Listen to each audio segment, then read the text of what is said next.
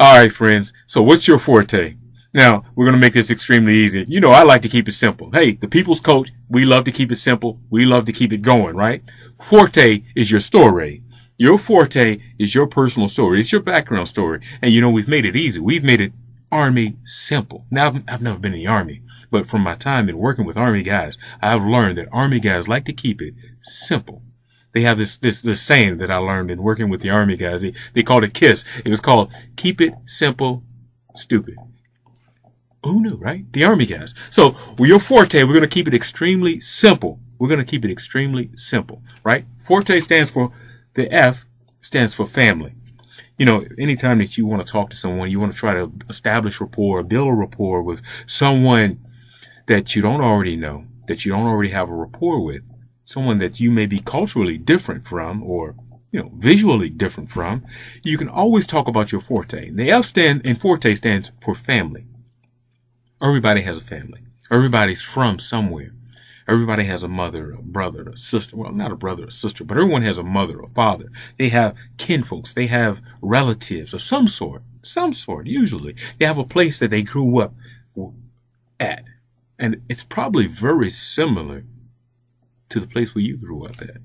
Maybe different, but I'm sure you can find some similarities in there if you look hard enough or if you look simple enough. Very simple. So the F in forte starts family. You looking for, you need a conversation starter? Let's talk about family. After you've talked a little bit about family, one of the things that everyone else also has is usually an occupation. Everyone usually has some type of way that they earn income or that they bring good into being in the world. You want to talk about something? Talk about that family. Talk about their occupation a little bit. Their occupation. Figure out what their occupation is. Figure out how you can relate to what it is that they do or what their ambitions and future goals are. Their occupation. Forte.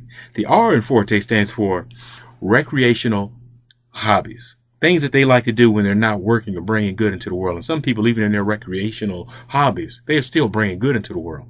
You know, so if you really want to establish a connection with a person, get to know a little bit about a person, talk to them about their recreational hobbies, their recreational interests. Maybe some people, they like to skydive. They like to bungee jump. They like to ride bicycles. Myself, you know, I love the great outdoors occasionally. I love to get out in nature. I love to run. I used to run miles. You know, sometimes I would run 18, 20 miles just because. Don't ask why. I haven't run that far in a little over maybe 18 months now. You know, 18 months. You know, but recently I rode my bike for about 52 miles one day, and it's just because. But I like to do things just because. So you talk to people about their hobbies and their interests, right? You find out that, hey, Ernie's the type of guy who likes to run, and he likes to ride his bike, and he loves physical fitness and health, and he could probably tell you how he was 260 pounds, and he dropped down to 193 pounds. Great stuff, right? Recreational hobbies. Talk about that. Family, occupation, recreational interest and hobbies. And then we have the T. The T stands for travel.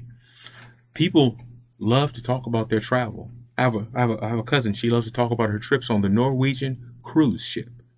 I probably shouldn't talk about them because, oh well. People love to talk about travel.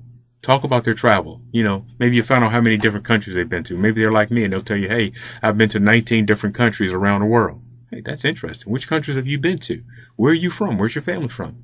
Guy once told me, he said, you know, my family, they're from Italy. Southern Italy, Sicily. I say, you know what? I love Italy. I've been to Italy several times. It's amazing. Conversation starters. We're building rapport, getting very close with people, right? And then the E.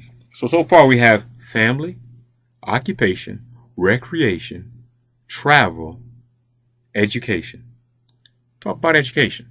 Most people have a little bit of education. Some people have been to college. Some people have been to university. Some people have been to elementary school. You know, some people went to Head Start. Some people went to kindergarten. You can always find these commonalities. It's all about coming together, figuring out what do we have in common that we can now talk about and connect on, you know, to establish a rapport. We establish a rapport. We build from there. You know, and if we do this correctly, as a speaker, if you do this correctly, and you share some of your interests, find out about the other person's interests. Tell them a little bit about your family, your occupation, your recreational interests and hobbies. Tell them that you're a Navy football fan, or maybe a New Orleans Saints NFL fan, or maybe you love DC United, hockey. I don't know. Whatever it is that you love or you enjoy, talk about those things. Find a common bond, a common interest. Don't look for the conflict. Look for the things that bring you together. Establish that rapport, because it's all about, again, know, like, and trust. And as a speaker, your audience has to feel like they know, like, and can trust you before they take your advice. So that's the forte. Hey, we'll talk a little bit more on the next video. Join me. Click play, click start, do whatever you got to do. I'll see you next time.